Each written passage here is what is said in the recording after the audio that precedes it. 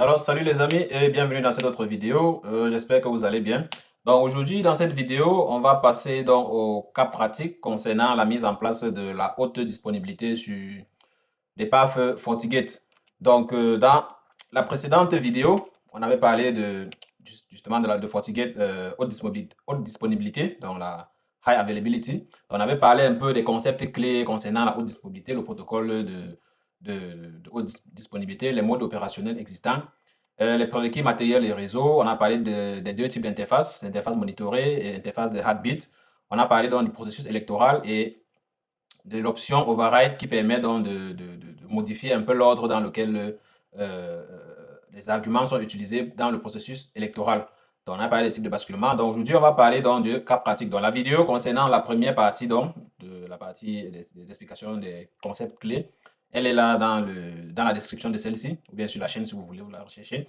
Donc, ici, dans notre cas pratique, ce qu'on va faire, c'est quoi? On va aller sur notre FortiGate et puis sur notre environnement GNS et puis on va simuler ceci. Donc, ce qu'on compte faire, c'est activité 1, 2, 3, 4 et 5. Donc, on va commencer par mettre en place la haute disponibilité. Comment mettre la haute disponibilité sur chaque PAF FortiGate? On va commencer par le mode actif-passif. On va implémenter ces différentes tâches-ci. Ensuite, on ira sur la tâche 2 qui concerne à simuler par exemple le basculement. Donc, on va voir comment déconnecter une interface ou bien changer la priorité afin de procéder, afin de permettre au processus de haute disponibilité d'effectuer un nouveau processus électoral et on va checker ça ensemble avec ces différentes actions-ci. Ensuite, on va passer à la tâche 3 qui concerne les interfaces de management. Donc, vous devez savoir que lorsqu'on configure la haute disponibilité sur deux PAF, par exemple, automatiquement, ces PAF-là, ils obtiennent, enfin, une nouvelle adresse IP est créée pour pouvoir gérer le cluster en entier. Et ça fait que désormais, les adresses IP initiales que chaque FortiGate possédait, ces adresses ne seront plus accessibles. À moins qu'on ne fasse ce qu'on va voir dans la tâche 3 qui est la configuration des interfaces de management, qui permet à ce moment-là de créer donc, de nouvelles adresses IP qui permettent de gérer de manager de façon individuelle chaque par feu. Donc ensuite, on va voir comment passer à la tâche, on va passer à la tâche 4 pour voir comment switcher le mode opérationnel de la haute disponibilité. Donc, comme on a dit, on va commencer par le mode actif-passif. Ensuite, on pourra donc basculer au mode actif-actif. Et on pourra checker donc, par exemple, en ligne de commande pour voir effectivement quelles sont les statistiques d'utilisation système. Vu qu'en mode actif-passif, c'est un seul FortiGate qui gère tout le trafic. Et en mode actif-actif, tous les FortiGate participants à la haute disponibilité vont prendre part au trafic. Donc, on va checker tout ça. La cinquième tâche consiste donc à activer l'option override. Donc, dans la première tâche, on va commencer par l'option par défaut où l'override n'est pas activé. Donc, quand je parle d'override, les personnes qui n'ont pas vu la précédente vidéo et donc j'exhorte à aller regarder. L'option override, c'est une option que lorsqu'on active sur le FortiGate, ça change en fait le processus électoral. Donc, je vous exhorte vraiment à aller regarder la précédente vidéo pour mieux comprendre. Donc, on va faire l'option, la tâche 5 qui consiste donc à activer donc l'option override et on verra également donc une fois activé le processus électoral et puis on pourra jouer avec les priorités pour voir exactement comment ça fonctionne. Et donc dans toute cette activité, cette activité-ci là, les lignes de commande qu'on va utiliser, je les ai répertoriées ici là pour que vous puissiez voilà, vous les utiliser si vous en avez besoin. Donc sans plus tarder, je viens donc ici sur mon environnement de test qui est bien évidemment le simulateur GNS3. Donc comme j'expliquais tout à l'heure, on a ici donc deux paths FortiGate A et FortiGate B. Donc, le FortiGate A, son IP, là, voilà, 2.131 et le FortiGate B, 2.132. Donc, il faut noter ici que, comme j'ai expliqué dans la précédente vidéo, il y a ce qu'on appelle les interfaces monitorées, qui, dans notre cas ici, sont les interfaces qui sont connectées au port 1 et au port 2. Ça va être les ports monitorés, tandis que les ports Heartbeat, ce sera dans les ports 3 et 4. Donc, comme on avait expliqué, lorsque vous faites la haute disponibilité, vous devez vous assurer que les mêmes numéros de ports que vous utilisez sur chacun idéalement, ça c'est idéalement, il faut que les numéros de ports que vous utilisez sur un pare-feu soient les mêmes que vous allez utiliser sur le pare-feu, tous les pare-feux qui font partie du cluster. Donc, ça fait qu'ici, le port 1 et 2, c'est les interfaces de monitoring, c'est pareil ici. Les ports 3 et 4 sont dans les interfaces de Heartbeat. Donc, ce qu'on va faire, c'est qu'on va se connecter sur chacun des pare-feux. On va commencer donc par la tâche 1.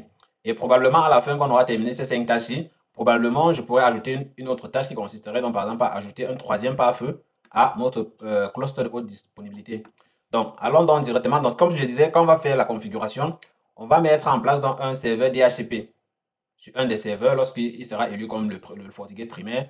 Et puis, on va implémenter, donc, on va mettre en marche peut-être, par exemple, le Web 10 ici et voir comment est-ce que le Web 10 parvient à accéder à Internet en passant par l'un des FortiGate. Donc, on va faire tout ça. Donc, sans plus tarder, trop de littérature, allons donc directement sur le FortiGate primaire, du moins un des FortiGate. Donc ici sur le FortiGate A, comme j'ai expliqué, là on a le FortiGate A et ici on a le FortiGate B. Donc ce qu'on va faire, c'est qu'on vient dans Système et puis menu haute disponibilité. Donc, vous venez ici, comme on avait expliqué, il y a trois modes qui existent par défaut. Donc lorsque votre pare-feu n'est pas dans un cluster de haute disponibilité, donc lorsque vous ne l'avez pas ajouté dans un cluster de haute disponibilité, il est en mode autonome. Donc il fonctionne tout seul. Donc ce qu'on va faire donc ici, c'est de mettre, comme on a dit, on va commencer par le mode actif-passif. Donc je bascule ici en mode actif-passif, je laisse la priorité de l'équipement qu'on avait expliqué. C'est 128 pour chaque équipement, la priorité. Donc ce qu'on a à faire donc, ici, là, c'est on se créer donc un groupe de haute disponibilité pour le cluster. Donc qu'est-ce que je vais donner ici là? Je vais juste dire HE et puis je dis groupe. Et puis ici, je vais changer le mot de passe. Donc ici, j'ai défini un mot de passe. Donc notez que les informations ici, le nom du groupe et le mot de passe, c'est les mêmes informations que je dois reporter sur le FortiGate B et ainsi que sur tous les autres FortiGate qui voudront faire partie de cette haute disponibilité. Donc, une fois que j'ai coché, je peux activer ici la reprise de session. En fait, c'est pour s'assurer que lorsqu'il y a le basculement, c'est-à-dire que lorsque le basculement s'effectue, peut-être le primaire devient le secondaire ou le secondaire devient le primaire, il faudrait que la connectivité reste établie. Il ne faut pas que les utilisateurs se rendent compte qu'il y a eu un temps d'attente ou bien un temps perdu sur le réseau. Donc, c'est pour ça qu'il faut toujours activer cette reprise de session. Toutes les sessions qui sont en marche doivent continuer à fonctionner sans que les utilisateurs ne sachent qu'il y a eu un basculement. Donc, ensuite, l'étape suivante, c'est de mettre dans les interfaces supervisées. Quelles sont les interfaces qui sont supervisées dans notre cas, comme on a expliqué ici? Le port 1 et port 2, c'est les interfaces supervisées, et port 3, port 4, les interfaces de Heartbeat. Donc ici, les interfaces monitorées, donc c'est quoi? 1 et 2. Je vais fermer. Et puis les interfaces de Heartbeat ici, c'est 3 et 4. Je vais fermer. Donc ici, notez que également ici dans la priorité de l'interface de Heartbeat, vous pouvez également décider par exemple sur vos deux interfaces de Heartbeat, lequel sera prioritaire, c'est-à-dire que lequel va être comme l'interface primaire et l'autre sera comme l'interface secondaire, ou alors vous laissez la même priorité et les deux pourront donc se partager par exemple les informations de Heartbeat. Donc si vous voulez, vous modifiez la valeur ici, je peux mettre par exemple 1 ici, mais comme je mets un support 3, il faudra que sur l'autre FortiGate, je puisse faire pareil pour qu'il y ait synchronisation. Donc, je reviens ensuite ici dans réservation d'interface de management. Donc, ça, c'est un point clé, mais on va faire ça dans la tâche 3. Ce point-ci, là, c'est quoi? Vous remarquerez que l'interface, bien moins l'adresse IP avec laquelle je me connecte sur le FortiGate A, c'est comme j'ai dit là, 192.168.2.131 et le FortiGate B, c'est 2.132. Vous allez remarquer, une fois qu'on aura créé le cluster et qu'il sera fonctionnel, vous allez vous rendre compte que ces adresses-là ne seront plus accessibles. Du moins, on ne pourra plus se connecter de façon individuelle sur chaque pare-feu pour le manager. Donc, à ce moment-là, il faudra venir configurer la réservation d'interface de management ici. Donc, je vais d'abord laisser ça. On va voir ça dans la tâche suivante. Donc, arrivé ici, je pense que c'est correct. Donc, tout ce que j'ai à faire donc, ici, c'est simplement faire OK. Donc là, j'ai mon cluster de haute disponibilité, que j'ai la configuration qui est faite de ce côté. Tout ce que j'ai à faire, c'est aller sur le FortiGate B et je fais pareil. Donc, tout ce que je prends, c'est actif-passif. Je garde la même priorité. Le nom du groupe. Donc, vous assurez toujours que vous avez gardé le même nom du groupe, c'est-à-dire que le même nom et bien évidemment, vous gardez toujours la sensibilité à la casse, c'est-à-dire que si vous avez mis les majuscules, minuscules, idéalement, faites pareil. Interface monitorée, voilà, port 1, port 2. Interface de Heartbeat ici, port 3, port 4. Et puis, comme j'ai dit tout à l'heure, ici également, je vais mettre 1. Et puis ça, je reste 1 touché. Donc, tout ce que je fais également ici, c'est quoi? Je fais OK. Donc, vous allez remarquer qu'une fois que, donc, pour l'instant, la haute disponibilité a été créée ici, vu qu'il était seul, il s'est vu comme étant le primaire de son cluster de haute disponibilité. Maintenant que celui-ci est en train de s'implémenter, de venir s'ajouter donc ici, bientôt donc les deux vont se présenter ici, et puis un processus électoral va se faire en arrière-plan. Donc vous allez remarquer qu'on a utilisé les paramètres de base. On n'a pas ajouté on n'a pas, encore activé l'option override. Ça veut dire que pour l'instant, le processus électoral va se faire sur cette base-ci. Pour ceux qui ont vu la précédente vidéo, voici donc sur la base sur laquelle le processus électoral va se faire pour désigner lequel des deux va être le primaire et l'autre le secondaire. Donc, pour ne pas rendre la vidéo plus longue, je ne vais pas rentrer encore dans l'explication. Donc, allez voir la précédente vidéo. Donc, je reviens ici. Donc, vous voyez que ça se déconnecte déjà. Pourquoi? Parce que, comme j'ai expliqué tout à l'heure, lorsque le cluster se crée avec les deux pare-feu, il y a une nouvelle adresse IP qui va être émise. Cette adresse-là qui va donc désormais être utilisée pour se connecter donc au cluster de haute disponibilité. Donc, vous allez remarquer par exemple que si je retire ceci et que j'actualise, vous voyez, ça ne va plus pouvoir se connecter. Ici, c'est pareil. Si j'utilise la 2.132, j'actualise, vous remarquerez que ça ne passe pas. Comment je fais donc maintenant à mon niveau pour savoir quelle est l'adresse IP du cluster qui est en train de se former? Donc, pour faire simple, donc, je viens plutôt sur l'interface de ligne de commande de chaque pare-feu. Donc, je peux venir par exemple sur celui-ci, je vais juste double-cliquer. Et puis, je me connecte à un invite de commande, justement. Vu que la configuration est en train de se faire en ligne et que j'ai un serveur DHCP. Donc ici, comme ils sont connectés là, il y a un serveur DHCP qui attribue les adresses de façon automatique aux équipements. Ça veut dire que ce même serveur DHCP là va attribuer donc une adresse au cluster désormais. Donc pour avoir cette adresse IP là, je peux venir simplement ici et puis je vais taper la commande get system HA status. Voilà, c'est pour voir le statut de la haute disponibilité. Donc, si je remonte un peu plus haut ici, donc ici j'ai le statut de la haute disponibilité. Donc là, c'est la commande qui va être utilisée pour voir le statut de la haute disponibilité. Comme j'ai dit, j'ai laissé ici la possibilité, quelques commandes qui vont nous permettre donc, de savoir exactement quelle commande fait quoi. Donc ça, c'est la commande, c'est qu'on vient de saisir pour checker dans le statut de la haute disponibilité. Donc, je vais un peu agrandir. Voilà. Donc ici, on va remarquer que, OK, pour la haute disponibilité, le statut, OK. Le mode, c'est AP. Donc, AP, c'est dit actif, passif. Donc, voilà les informations sur le groupe, le temps de haute disponibilité du cluster et autres. Maintenant, pour voir par exemple le primaire. Primaire sélectionné. Le primaire sélectionné, c'est le FortiGate qui a cette adresse, ce numéro de série. Alors, on explique, il faut bien comprendre également que lorsqu'on désigne quand on désigne le primaire, quand on fait le processus électoral, on explique aussi pour quelle raison on a choisi tel FortiGate pour être le primaire par rapport à l'autre. Donc ici, on dit ce numéro de série is selected as the primary because its serial number is larger than the peer member. Ça veut dire qu'on a sélectionné celui-ci comme étant le primaire parce que son numéro de série est le plus élevé par rapport à son congénère, celui qui est dans le même cluster avec lui. Donc ça veut dire que si je reviens ici sur le slide où on expliquait ici, ça veut dire qu'on a vérifié les interfaces monitorées. Les deux ont deux interfaces monitorées. On a vérifié la durée de haute disponibilité. Les deux équipements ont été mis en ligne, du moins été allumés ou bien mis en marche au même moment. Donc il n'y a pas un écart de 300 secondes entre les deux. Par conséquent, donc, ce critère n'a pas été utilisé. La priorité, c'est la troisième option. Donc, comme on a laissé la priorité par défaut sur chaque FortiGate à 128, cette option n'a pas donc également pu être utilisée. Donc, la seule option qui a permis de différencier, de désigner un FortiGate primaire, ça a été donc le numéro de série. C'est ça qui est donc expliqué ici. Donc là, un peu plus bas, vous avez d'autres informations. Vous pouvez voir par exemple le pourcentage d'utilisation de la mémoire et autres pour chacun. Et vous avez les interfaces ici, Heartbeat Device. Vous avez ici port 3 et port 4 qui sont les Heartbeat Device. Et puis vous avez les Monitor Device Stat ici, qui sont les interfaces monitorées, donc port 1 et port 2. Donc vous avez là le primaire FortiGate A, le secondaire FortiGate B. Voilà. Et puis vous avez ici, si je veux par exemple avoir l'adresse IP, si je veux avoir l'adresse IP, tout ce que j'ai à faire, c'est quoi? Je fais par exemple le get système interface physical. Et puis là, je fais entrer. Vous remarquerez que actuellement, donc, initialement, parce que vous remarquez là, je suis bien connecté sur le FortiGate A. Initialement, l'adresse IP du FortiGate A, c'était l'adresse 131 que vous voyez ici qui n'est plus accessible. Et ici, l'adresse 132 qui n'est plus également accessible pour le FortiGate B. Vous remarquez que ici, maintenant, quand je fais Get System Interface Physical, on se rend compte que donc désormais, une adresse IP a été attribuée au cluster. Cette adresse IP là, c'est la 2.120. Ça veut dire que désormais, pour accéder au cluster, donc ça c'est le pour vérifier également sur le FortiGate B. Donc on va venir sur le FortiGate B également ici. Là, je peux double-cliquer. Et puis là, voilà, ce qui est bien, c'est que ça ouvre l'interface côte à côte. Donc on a FortiGate A ici, et puis le FortiGate B ici. Donc sur le FortiGate B, ce que je vais faire, je me connecte également rapidement. Donc là également, je fais Get System Interface Physical.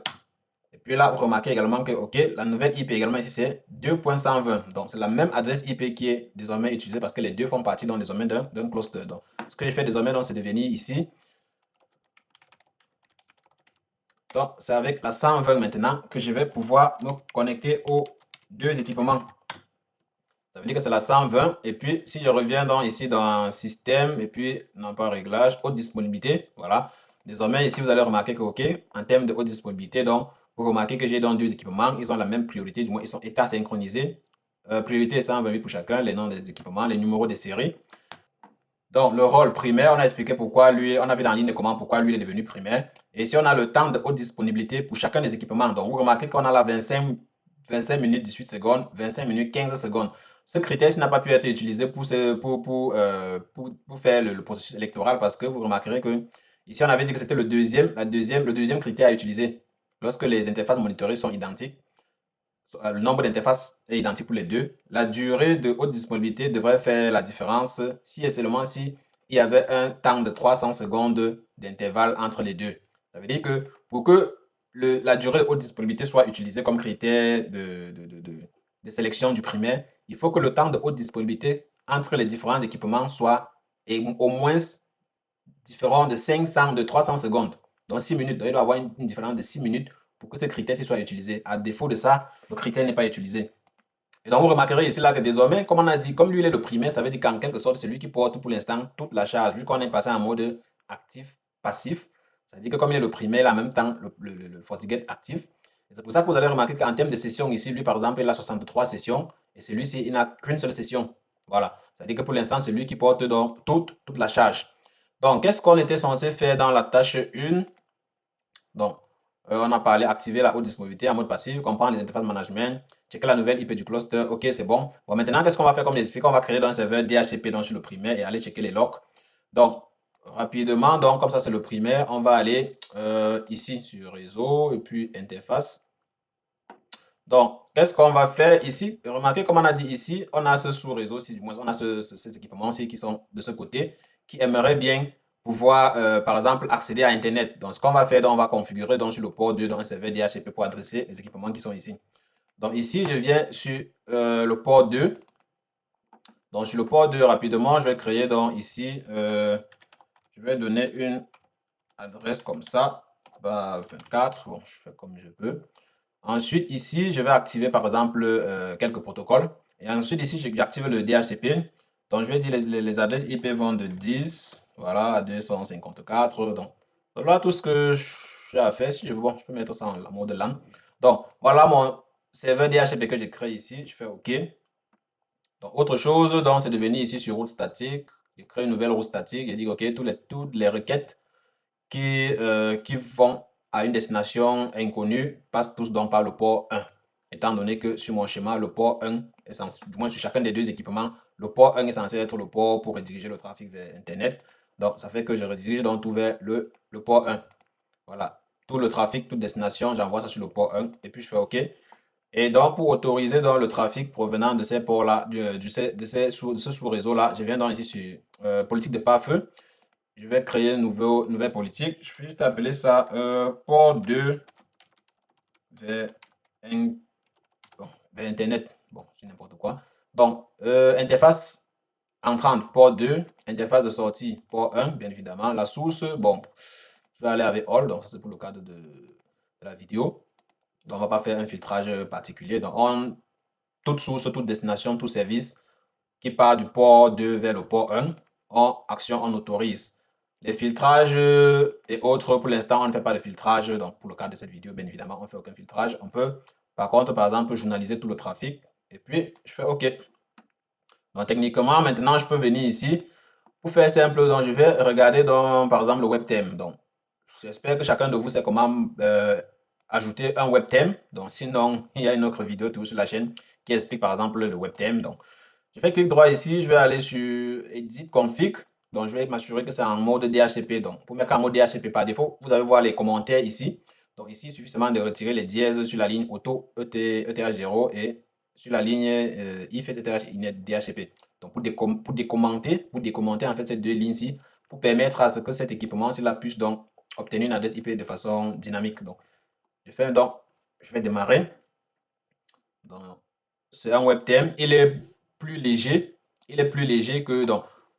Pendant que ça démarre, je profite rapidement pour expliquer voilà, la différence entre ces trois équipements-ci. Donc, vous avez ici là le VPCS qui est natif, qui vient par défaut avec le GNS3. Vous avez le WebTheme qui est un outil que vous téléchargez sur le site de GNS3. La différence donc, entre VPCS, WebTheme et un post, parce que les posts ici par exemple sont les posts qui sont sur mon workstation ici. Mon VMware Workstation sont les postes qui sont ici. Donc, la différence entre les trois, rapidement, c'est que ça est léger. Ça, c'est un truc assez léger qui vous permet, par exemple, juste de lancer des commandes ping et tout ça. Celui-ci, par contre, il a, en plus d'avoir la console où vous pouvez taper les lignes de commande, il vient également donc avec un navigateur web qui vous permet donc en même temps de tester l'accès au web, ce qui n'est pas le cas avec ceci. Et le troisième élément, donc, c'est ça, qui est carrément voilà, une machine virtuelle. Ça veut dire que voilà, dessus, vous pouvez par exemple installer les applications. Vous ne pouvez pas installer les applications sur le web thème, vous utilisez ce qui vient par défaut, comme j'ai dit. Par contre, sur celui-ci, sur les machines virtuelles, vous pouvez, voilà, c'est une machine virtuelle. Donc voilà un peu la différence que les trois. C'était juste une petite parenthèse. Donc, je retire ça rapidement et puis je me connecte donc sur le web thème. Comme je disais, sur le web thème, vous avez ici, c'est un peu comme une machine. Pour les gens qui font du développement web, vous connaissez un peu ce qu'on appelle les Docker et tout ça là. C'est un peu comme une petite machine virtuelle. Ça simule en fait une machine, mais avec des fonctions limitées. Donc ici, vous avez par exemple, ça vient avec un navigateur web. Ça fait qu'en plus d'avoir le terminal de ligne de commande, vous pouvez faire vos commandes test ping et autres. Vous avez également dans le navigateur Firefox qui vient par défaut. Donc ici, par exemple, je peux faire if config pour voir si il a obtenu, voilà, mon serveur DHCP fonctionne. Voilà, il a obtenu dans une adresse IP. Ça veut dire que techniquement, ici, si je vais sur Internet, je devrais pouvoir accéder. Voilà. Donc techniquement, ici, je suis Amazon, voilà, pour sa charge. Donc techniquement, je devrais pouvoir accéder à Internet sur ces équipements-ci. Voilà, donc Internet fonctionne bien. Voilà, j'ai donc Internet qui fonctionne bien sur ces équipements. Donc ça suppose que mon serveur DHCP fonctionne bien. Ça veut dire que ici, si je reviens donc par exemple, ici je fais clic droit, je peux venir dans afficher les journaux de log correspondants.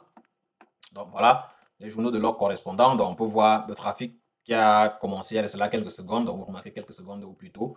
Donc voilà le trafic qui fonctionne correctement et la règle de pare-feu qui est actuellement utilisée. Donc ce qu'on voulait évaluer donc avec ça, c'était de faire quoi?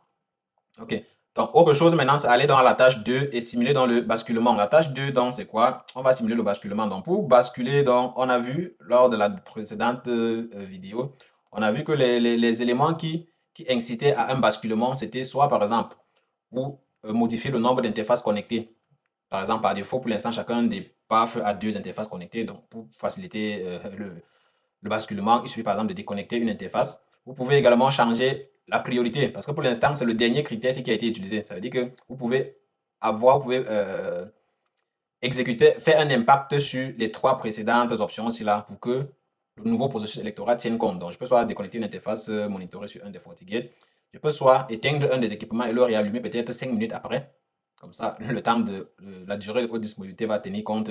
Je peux par exemple aller peut-être sur un des équipements et changer la priorité. Donc, qu'est-ce qu'on va faire?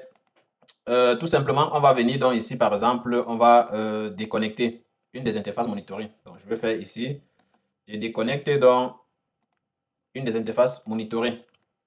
Donc, techniquement, qu'est-ce qui va se passer? Vous voyez, immédiatement, ça m'a déconnecté parce qu'un nouveau processus électoral vient de s'effectuer. Et puis, si je viens, par exemple, ici en ligne de commande, rapidement, et que j'essaie de vérifier, get system HA status. Voilà, get system HA status. Donc, vous remarquerez que maintenant, on a ici secondary, c'est FortiGate A, et le primary, c'est FortiGate B. Si je vais un peu plus haut, vous allez toujours remarquer qu'à chaque fois qu'il y a un nouveau processus électoral, on va toujours vous expliquer, si j'agrandis, on va toujours vous expliquer pourquoi est-ce que l'autre est devenu primaire. Donc, l'autre aussi est devenu primaire maintenant because is selected as the primary because the value 0 of link failure plus ping service failure. Ça veut dire qu'en fait, les interfaces monitorées, le nombre d'interfaces monitorées est plus important sur ce FortiGate que sur le FortiGate précédent, raison pour laquelle lui, il est devenu dans le FortiGate primaire. Donc, je me reconnecte donc ici. Donc, vous remarquerez donc que lorsque je me connecte, vous voyez, ça m'a renvoyé par exemple à la dernière interface où on était connecté. Si je reviens par exemple vite fait sur système, haute disponibilité, donc on remarque dans désormais que le FortiGate B, c'est lui qui est le FortiGate primaire. Maintenant, si je rentre, et vous allez remarquer que comme il est le FortiGate primaire, progressivement, les sessions qui étaient autrefois plus nombreuses sur le FortiGate A parce qu'il était le primaire, actuellement, les sessions sont donc en train d'être basculées progressivement sur le FortiGate B. Voilà. Donc maintenant, ce que je voulais regarder également, c'était de revenir ici sur notre règle de pare-feu. Voilà. Et donc ici, je vais revenir sur afficher les journaux, les logs correspondants. Vous remarquez qu'actuellement, quand je me connecte sur les journaux de log, vous allez remarquer que le FortiGate B, vu que c'est lui qui est le FortiGate primaire, il n'a aucun log. Il semble ne pas avoir de log. Par contre, si je switch, par exemple, ici vous pouvez switcher sur les différents équipements, je switch sur le FortiGate A, vous remarquez que le FortiGate A, lui, il vous présente les logs, tandis que le FortiGate B, il semble ne pas avoir de log. Pourquoi? Parce que depuis qu'il est devenu le FortiGate principal, par exemple, il n'y a pas eu assez de trafic. En fait, l'idée ici, c'était pour vous montrer que la synchronisation sur les FortiGate, il y a des choses qui sont synchronisées, qui sont partagées entre les équipements et il y a d'autres choses qui ne sont pas partagées. Par exemple, les logs qui sont stockés de façon individuelle sur chaque FortiGate ne sont pas partagés. Donc, le FortiGate A, il a des logs et le FortiGate B n'en a pas. Donc, le FortiGate B, il n'a pas les logs que le FortiGate A avait. Ça veut dire que, en fait, si vous n'aviez pas dans votre infrastructure un FortiAnalyzer, bon, ça, on fera ça dans voilà, une autre vidéo. Le FortiAnalyzer, c'est par exemple celui qui va être, par exemple, comme une base de données centrale où on peut envoyer tous les logs. C'est-à-dire que les logs sont stockés là-bas, indépendamment du FortiGate qui est utilisé, du moins le FortiGate. Chaque FortiGate envoie ses logs là-bas de façon centralisée. Parce que figurez-vous que si le FortiGate A, qui avait des logs, lui, il est tombé en panne déjà, il est irrécupérable. Et que vous avez envie de monitorer pour savoir qu'est-ce qui a dû causer, par exemple, qu'est-ce qui a eu quelle défaillance a eu lieu. Vous avez envie, par exemple, de vérifier les logs pour voir, ok, qu'est-ce qui s'est passé, et ainsi de suite. Vous revenez maintenant, vous êtes simplement sur le FortiGate B, il n'a pas de log, et là, ça devient compliqué. Du moins, il n'a pas les anciens logs. Voilà, donc c'est maintenant qu'il commence à enregistrer les nouveaux logs dû à l'activité qui est probablement en train de se créer par en arrière-plan sur le réseau. Donc ça, c'était l'élément pour lequel je voulais qu'on puisse créer dans ce serveur DHCP. Donc ici, qu'est-ce qu'on fait? Maintenant, on a checké le processus électoral, on a checké le serveur DHCP et les logs sur le nouveau FortiGate qui est le primaire. On a vérifié, il faut vérifier est-ce que Internet fonctionne toujours maintenant qu'on est parti sur, on est passé le FortiGate B, c'est lui qui est maintenant le FortiGate secondaire. Est-ce que Internet fonctionne toujours? Donc ça c'était l'autre option qu'on devait checker. Donc Internet semble toujours fonctionner. Donc ça prouve que ok, même quand il y a basculement, l'Internet va toujours fonctionner parce que voilà, bien évidemment, celui qui prend la main devient donc responsable donc, de tout le trafic. Là, on est en mode actif-passif. Donc, c'est pour ça que je vérifie ça parce que si c'était en mode actif-actif, on s'entend que oui, déjà, avant qu'il y ait basculement, chacun des deux gérait déjà un trafic. Mais ça, ce n'est pas le cas. Donc, on a vérifié l'accès à Internet fonctionne toujours. Bon, on va restaurer donc le changement fait à l'étape 1. Donc, ici, on va remettre en fait on va remettre l'interface monitorée qu'on a déconnectée tout à l'heure et puis on va forcer le basculement. Donc, on revient donc ici. Donc, on vient plutôt ici. On va supposer que, ok, on a rétabli la connexion entre le port 2 et puis du moins ça c'était un. Donc, qu'est-ce que je fais? Ouais, voilà, plutôt comme ça. Donc, on va supposer qu'il y avait une interruption voilà, de ligne sur les équipements et puis que maintenant c'est revenu. Donc, ce qu'on va faire, c'est autre chose qu'on peut faire, par exemple, c'est, comme on a dit, on va forcer le basculement. Donc, parce que ce n'est pas parce que vous avez reconnecté le lien qui était là que de façon automatique, il y a un nouveau processus. Ouais. Donc, il faut noter que ce n'est pas parce que vous avez reconnecté, vous avez remis une situation comme elle était avant, qu'automatiquement, le processus électoral va s'effectuer à l'immédiat. Donc, vous avez remarqué qu'ici, le FortiGate B reste toujours le FortiGate primaire, malgré qu'on a établi les choses, on a réétabli les choses comme c'était au départ. Donc, c'est pour dire que ici, si vous avez envie de forcer, par exemple, le processus électoral, donc ici, vous avez envie de forcer le basculement, vous avez ici là cette commande Cydiano System HE Reset Uptime qui permet, par exemple, de, s'il veut relancer le processus électoral. Donc, je viens là simplement sur n'importe quel des pare-feux. Donc, je vais me connecter en ligne de commande. Et puis là, je vais faire Dynos 6, Dynos 6 HE et puis Reset Uptime. Puis je fais entrer. Voilà. Donc, quand je reviens donc ici sur le FortiGate, vous voyez de façon automatique, lorsque je saisis, lorsque je finis de saisir, immédiatement, ça procède à un processus électoral et puis directement ici, je suis déconnecté. Donc, je vais pouvoir me reconnecter rapidement. Et là, vous allez pouvoir remarquer que donc, désormais, le FortiGate A est passé dans primaire. Le FortiGate A qui est désormais dans le FortiGate primaire. Voilà. Donc, voilà un peu comment on procède lorsque lorsque vous simulez le basculement et que vous revenez à l'étape initiale, vous remettez les choses comme elles étaient à l'étape initiale et que vous avez envie que la priorité également revienne au FortiGate de base. Vous allez donc juste saisir cette commande ici là sur le FortiGate qui est actuellement le primaire. Notez bien que vous tapez cette commande ici sur le FortiGate qui est actuellement le primaire pour revenir donc à l'interface de base. Donc ici, on va passer dans la tâche 3 qui est l'interface de management. Donc, pour ce qui est donc de l'interface de management ici, comme on a expliqué, vous avez vous-même remarqué que les interfaces, les adresses IP que nos équipements possédaient au début de l'activité, ces adresses-là ne sont plus fonctionnelles. Et ici, lorsque je suis connecté, comme là nous sommes par exemple sur le FortiGate A qui est le FortiGate primaire, notez que également sur cette interface, vous avez la possibilité par exemple ici de cliquer sur modifier. Lorsque vous êtes connecté sur le FortiGate primaire, vous avez la possibilité par exemple de changer les configurations ici. Mais si vous sélectionnez le FortiGate secondaire, par exemple le cas ici FortiGate B, le secondaire, si je le sélectionne et que je fais modifier, les seules choses que je peux modifier ici, c'est uniquement la priorité. Ça veut dire que techniquement, je suis connecté sur le FortiGate A. Si je reviens en arrière, vu que cette adresse I est l'adresse IP du cluster, et le cluster ne se connecte qu'au FortiGate primaire, en sachant que tout ce qui est fait sur le FortiGate primaire va être synchronisé sur le secondaire. Enfin, pas tout. On a vu tout à l'heure, par exemple, une des choses qui ne sont pas forcément synchronisées, par exemple les logs. Donc, le cluster étant connecté au FortiGate primaire qui est le FortiGate A, par conséquent, vous allez remarquer ici, je suis comme connecté sur le FortiGate A. Ça veut dire que tout ce que je peux faire ici, là, c'est un peu comme si je travaillais sur le FortiGate A. Je ne peux pas, à partir d'ici, travailler sur le FortiGate B parce que le FortiGate B n'est pas accessible. Je n'ai pas l'adresse IP du FortiGate B n'est plus accessible. Donc, ce qu'on va faire, c'est quoi? Je vais venir ici sur... Non. Je reviens sur système haute disponibilité. Donc, à partir d'ici, donc, qu'est-ce que je vais faire? Je viens donc dans les paramètres de réseau ici. Déjà, pour configurer l'interface de management, vous devez revenir sur votre réseau et connecter donc des nouvelles interfaces qui vont servir d'interface de management.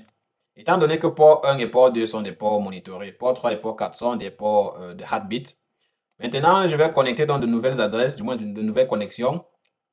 Je vais connecter ça, par exemple, au port, supposons port 10. Supposons qu'on va utiliser le port 10 comme étant l'interface de management de ce FortiGate. Pareil pour son congénère. Donc ici, je le connecte également au port 10.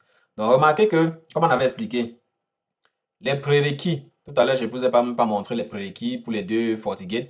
Comme on avait dit, les prérequis, c'est qu'en termes de prérequis matériels, vous devez vous assurer que pour ce qui est des prérequis matériels, les deux PAF ont les mêmes versions de micro-logiciels, fonctionnent sur le même mode opérationnel, que ce soit NAT ou transparent, et sont des équipements du même modèle. Même modèle, ça veut dire que si c'est des FortiGate 60F, vous devez vous assurer que les deux équipements, ou bien tous les équipements qui participent à la haute disponibilité sont les FortiGate du même modèle. Par exemple, là, vous remarquez, c'est le même modèle.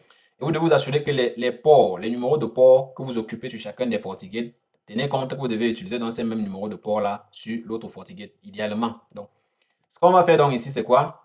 Donc, j'ai connecté dans les interfaces les deux nouvelles interfaces, du moins les interfaces qu'on va utiliser comme les interfaces de management individuel de chaque FortiGate. Je viens donc non, je suis resté encore toujours ici sur la haute disponibilité. Ce que je vais faire, donc, comme j'ai dit, je peux éditer, par exemple, le FortiGate A, vu que je suis sur le FortiGate A, qui est le primaire, bien évidemment. Donc, je vais faire modifier ici.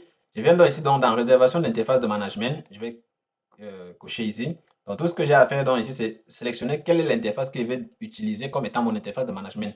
Donc, cette interface-là, donc, pour mon cas ici, c'est le port 10. Donc, dès que je mets port 10, je n'ai pas besoin de renseigner ces informations-ci là. Si l'interface va être connectée au même réseau. Donc, port 10, je fais OK. Étant donné que je ne peux pas faire pareil ici, vous voyez, par défaut, comme j'ai modifié une information ici, vous voyez, il dit directement ici, là, pas synchronisé parce que sur ce FortiGate, j'ai désigné une interface managée, alors que sur celle-ci, il n'y a pas encore d'interface managée. Je vais rafraîchir. Vous voyez que même en rafraîchissant, ça dit toujours pas synchronisé parce que l'information n'est pas encore arrivée ici, sur cet autre FortiGate. Donc, ce que je vais faire, c'est quoi? Je viens donc dans mes interfaces ici. Je viens donc sur le port 10. Le port 10, le voici tout en bas. Donc, je vais ouvrir le port 10 ici et puis je vais lui assigner une adresse IP de façon manuelle. Donc, ça, c'est là où vous assignez une adresse IP de façon manuelle et statique pour votre FortiGate individuel. Donc, là, je vais donner 2 points, je sais pas, 200, peut-être 210. Non, là, on est en train d'utiliser, ok, 120. Bon, pourquoi pas, je vais donner par exemple 121. Étant donné que les précédentes étaient 131 et 132, donc là, je vais donner 121 maintenant cette fois-ci. 24. Donc, je pense que c'est tout ce que j'ai à faire ici. Et puis, techniquement, je dois, voilà, activer. Vu que c'est les interfaces auxquelles vous devez avoir accès, les interfaces qui vont pouvoir se connecter en HTTPS, il faut également cocher le protocole ici. Donc, si vous voulez que ça soit accessible par ping, cochez également ici. Donc là, je crois que tout est fait. Tout ce que j'ai à faire, donc, c'est faire OK. Donc là, le port 10, il est configuré. Voilà. Donc, tout ce que j'ai à faire donc, maintenant, c'est de venir sur mon navigateur ici. Donc, je peux revenir, par exemple, ici dans l'interface politique de pare-feu. Non, pas politique de pare-feu. Qu'est-ce que je fais? Système, haute disponibilité. Vous remarquez que maintenant, il y a synchronisation. Pourquoi? Parce que comme j'ai configuré une adresse IP et qu'il y a communication, cette information-là donc a pu être synchronisée donc, sur le FortiGate B. Donc, je vais par exemple donc, ici essayer d'accéder au FortiGate 121. Voilà. Voilà, 121 maintenant. Vous remarquez 121 qui est la nouvelle adresse IP que je viens d'assigner à l'interface de management. La nouvelle adresse IP me permet donc de me connecter au FortiGate A. Voilà, je suis maintenant connecté de façon individuelle au FortiGate A, tandis que ici je suis connecté comme en haute disponibilité. C'est sûr que étant connecté sur le FortiGate A, bien évidemment que j'ai les mêmes accès, j'ai les mêmes droits et tout ça, comme si j'étais connecté sur le FortiGate, du moins sur le cluster, vu que le FortiGate A est en même temps le primaire, et donc l'adresse IPC, c'est l'adresse du cluster, tandis que ceci, c'est l'adresse individuelle maintenant de management du FortiGate A. Alors, maintenant, comme on a dit, si vous arrivez sur un réseau où vous avez donc déjà, vous arrivez donc sur un réseau où cette configuration s'y fonctionne déjà depuis quelques temps, c'est-à-dire qu'on a le FortiGate primaire, FortiGate secondaire, il fonctionne, et maintenant vous avez défini donc cette adresse IPC pour accéder au FortiGate primaire. Maintenant, comment je fais pour accéder au FortiGate secondaire, étant donné que ici, quand je sélectionne le FortiGate secondaire ici, je ne peux pas par exemple modifier d'autres paramètres en dehors de la priorité. Ça veut dire qu'actuellement, la seule façon pour moi d'accéder au FortiGate secondaire, ce n'est que par ligne de commande. Donc, comme on a dit pour accéder en ligne de commande, vous venez donc ici, soit vous double-cliquez directement ici, du moins ça c'est, vous double-cliquez directement ici pour accéder au FortiGate secondaire. Voilà, pour accéder au FortiGate secondaire. Par contre, lorsque vous êtes connecté sur le FortiGate primaire, n'oubliez pas que dans le cadre de la simulation, comme on est sur GNS3, on a la possibilité de double-cliquer pour accéder à un invite de commande. Mais dans la réalité, lorsque vous êtes connecté par exemple sur un FortiGate, sa ligne de commande, par exemple, vous venez généralement ici là sur le mode console. Or, si je viens ici, je clique sur le mode console, je suis toujours connecté sur le FortiGate A. Ça veut dire que techniquement, je n'ai pas accès à l'interface console de mon FortiGate tant que je ne vais pas manuellement connecter un câble console dessus, le connecter sur ma machine afin d'accéder directement. Mais si je veux accéder en ligne de console directement à partir de l'interface web, alors je serai toujours connecté sur mon FortiGate primaire. Donc ici, techniquement, je ne peux pas accéder à l'interface de console de mon FortiGate secondaire, à moins de saisir une ligne de commande qui me permet donc d'y accéder. Donc ce qu'on va faire donc ici, comme je disais, j'avais préparé ici là toutes les lignes de commande qui peuvent être utilisées. Donc voici donc par exemple la ligne de commande que vous allez utiliser si vous voulez vous connecter donc en CLI sur un autre membre qui est en haute disponibilité. Donc comment est-ce qu'on fait? C'est execute HA manage. Ensuite, vous allez voir quel est l'ID, l'identifiant donc du FortiGate secondaire. Et à partir de là, vous allez entrer dans un nom d'utilisateur qui vous permet donc de vous connecter. Donc rapidement, donc, on va revenir ici.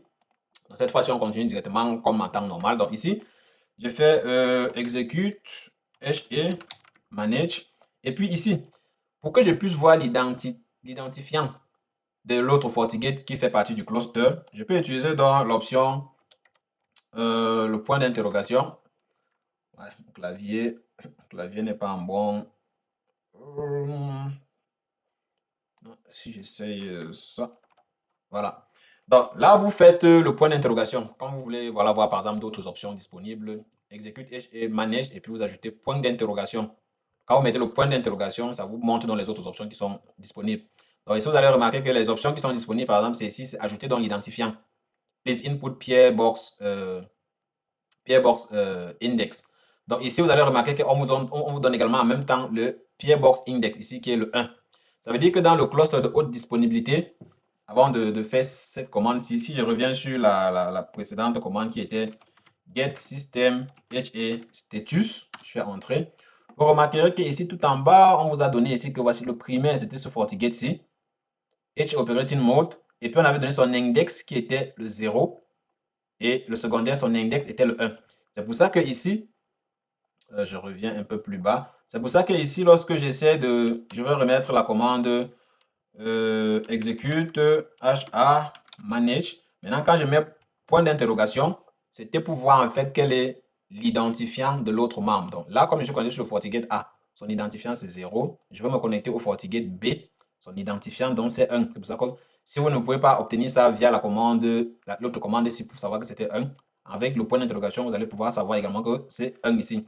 Ça, je montre ça pourquoi? Parce que ça, généralement, c'est toujours 0 ou 1, parce que c'est très souvent, les environnements, c'est toujours 2 pare-feu que les gens mettent en haute disponibilité. Mais dans d'autres infrastructures beaucoup plus complexes, on peut mettre plusieurs pare-feu, comme on peut mettre plusieurs pare-feu dans le cluster de haute disponibilité. Et à ce moment-là, vous devez savoir lequel est 1, lequel est 2, lequel est 3, ainsi de suite. Donc là, ce que je fais, donc, c'est quoi? J'ajoute tout simplement 1 ici, vu que c'est l'index. Ensuite, donc, je vais ajouter dans le nom d'utilisateur pour me connecter donc, à ce pare-feu-là. Donc, j'ai un compte par défaut qui est admin. Donc, on va mettre ça. On va me demander donc de produire le mot de passe pour me connecter sur le FortiGate B.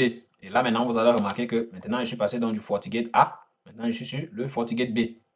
Maintenant, sur le FortiGate B, ce que je cherche en fait, c'est de savoir, par exemple, j'ai envie de savoir, par exemple, quel est l'état actuel de la haute disponibilité sur le FortiGate B. Voilà.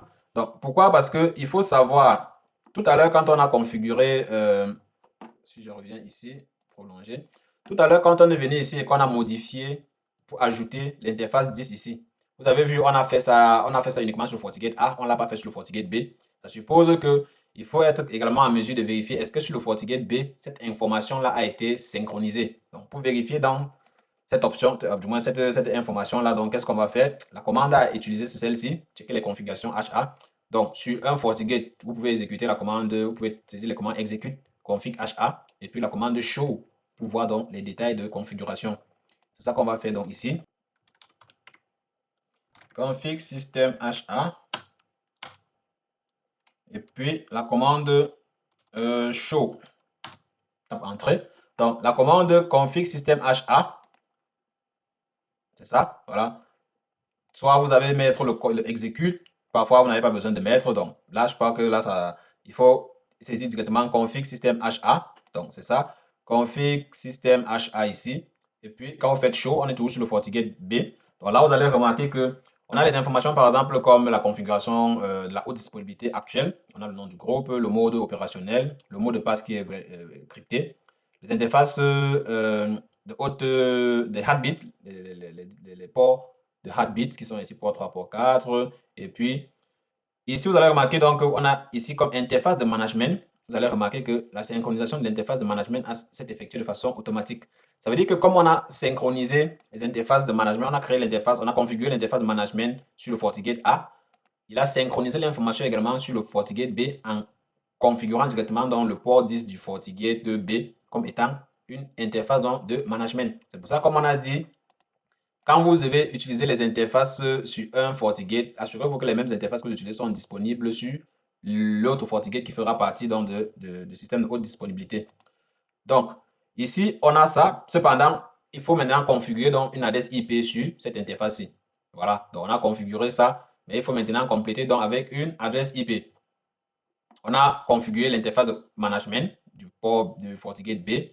Il faut maintenant lui donner donc une adresse IP. Donc, toujours, comme j'ai dit, ici, vous avez les lignes de commande qui vous permettent de configurer cela. Donc, ici, par exemple, on a cette section-ci, configurer l'IP sur une interface. Donc, c'est ça qu'on va faire.